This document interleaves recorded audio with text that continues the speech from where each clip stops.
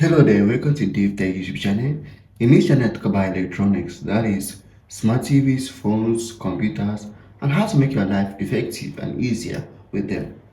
In this particular video, I will be showing you how to download MyJio app to your smart TV. So, if you find the video helpful, subscribe to the channel for more important videos like this.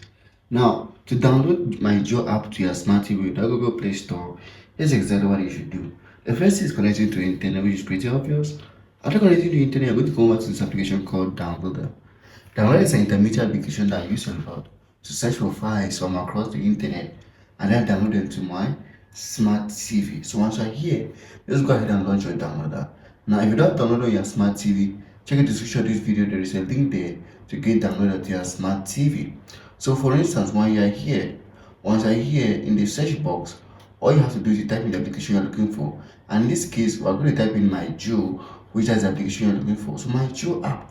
You can go ahead and make it more specific by typing MyJio app or just MyJio, anyone, or download MyJio. It's up to you.